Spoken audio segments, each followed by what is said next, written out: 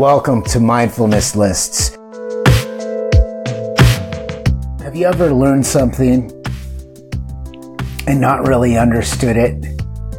And then someone explained it in a different way and the lights went on? I think some of us might have had that experience. I definitely have. It's usually with something that's important to you, maybe that you'll find explanations like that because you look for further instruction on the matter and someone tells you or you read something and it makes sense. That's part of the meaning of this podcast. I attempt to distill information into a more concise form. I think in this day and age, people, they want instant gratification and they want to know things quickly because everybody that I know is pressed for time. So I try to make an effort to provide people with simple health solutions. That's my intention of this podcast. This is part 4 of The Untethered Soul by Michael A. Singer. Chapter 4 is called The Lucid Self. And as I've mentioned before, I'm pretty much just reiterating Michael A. Singer's words and concepts, trying to give them to you, each chapter to you in a concise summary. Some of it is directly out of the book. I'm not trying to steal his words. I just want to share this stuff with you. And this information is kind of like a movie.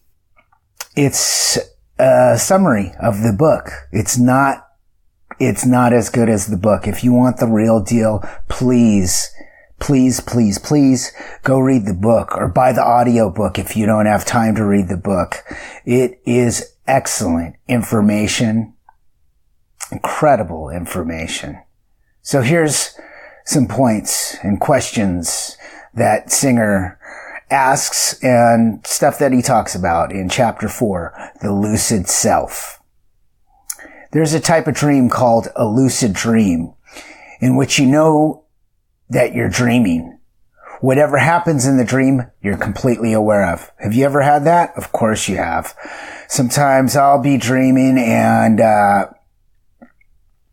I become aware that I'm dreaming and that little devil pops up on my shoulder and tells me to do evil stuff, which I can't say on this podcast.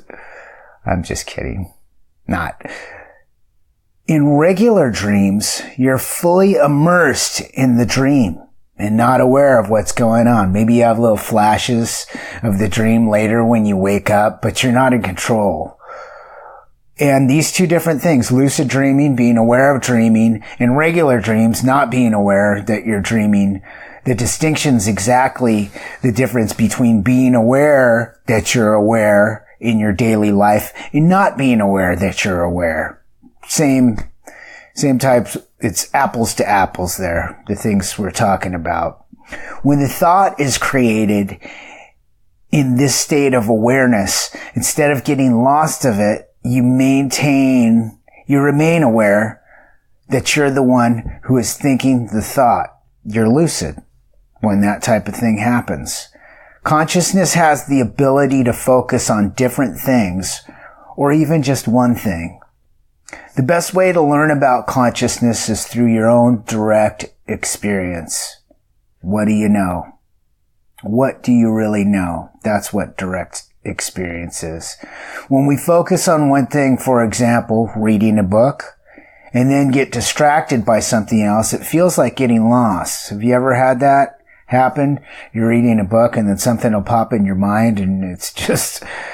It usually happens to me when I'm reading something that's lame and that I'm not interested in. I'll sit there and I'll read the same sentence over and over and over. Yet when I'm into it, I'm able to stay focused for a long time, especially if it's a good writer like Michael A. Singer or Eckhart Tolle. The The subject, consciousness, has the ability to selectively focus awareness on specific objects. If you step back, you'll clearly see that the objects are constantly passing before you on all three levels: mental, emotional, and physical. When you're not centered, your consciousness invariably gets attracted towards one or more of those objects and focuses on them. If it concentrates enough, your sense of awareness loses itself in the object. It's no longer aware that it's aware of the object. It just becomes object conscious. Example. You're thinking about something. That becomes your consciousness.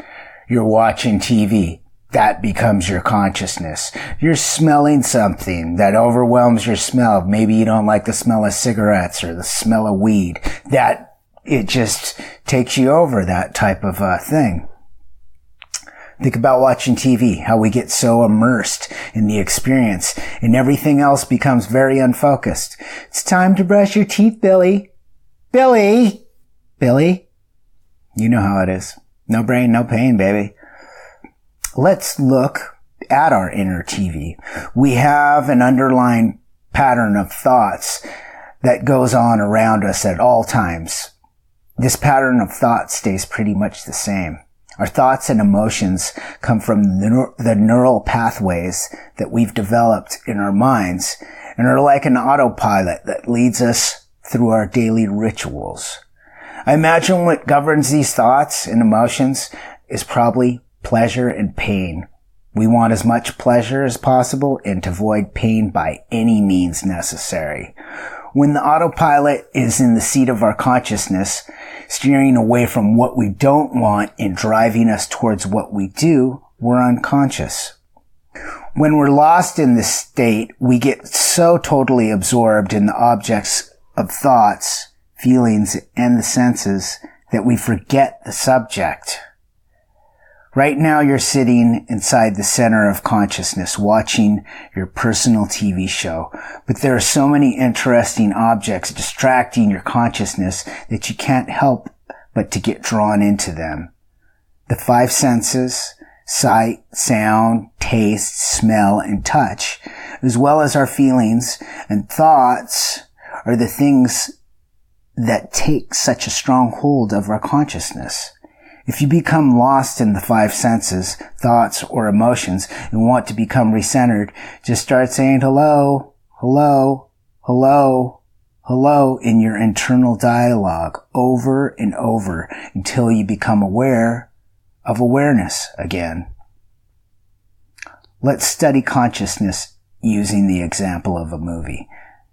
At the movies and with TV, we become immersed in the experience because of the visual and auditory aspects of it. Basically, it takes over our two senses, sight and sound.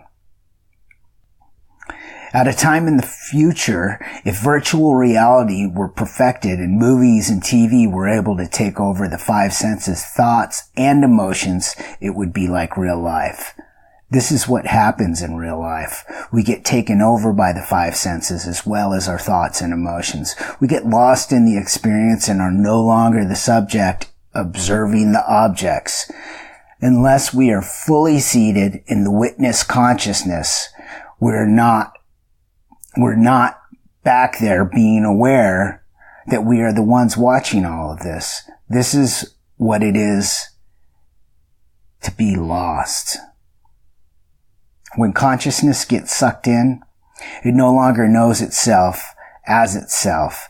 It knows itself as the objects it's experiencing. In other words, we perceive ourselves as these objects, our thoughts, our emotions, what we see, what we hear, what we watch, blah, blah, blah, blah, blah. What differentiates a conscious, centered being from a person who is not so conscious is simply the focus of their awareness. When we're centered, our consciousness is always aware of being conscious. Our awareness of being is independent of the inner and outer objects we happen to be aware of. If we really want to understand this difference, we must begin to realize that consciousness can focus on anything. That being the case, what if consciousness were to focus on itself? Being aware of awareness is the definition of true meditation. In the highest state, the focus of consciousness is turned back on itself. It's the return to the root of your being, the simple awareness of being aware. This practice is the opposite of most things in life. It has nothing to do with doing something, attaining something, getting a certificate, anything like that. It's effortless. It's just like returning home to our original state. This type of thing, it requires no activity. It's not doing, and it's not something that you get a degree in doing. You just do it by doing nothing, which is the opposite of most things in life. It's so beautiful. As we pull back into the consciousness, the world ceases to be a problem. The more we're willing to just let the world be something we are aware of, the more it will let us be who we are, the awareness. We realize we're not who we thought we were. We're not even a human being. We just happen to be watching one. Instead of just focusing so intently on our thoughts, emotions, and the sensory world, we can pull back and see everything from a nice wide perspective. We can move from the finite to the infinite. The finite constantly changes. The infinite is eternal and unchanging. Eventually,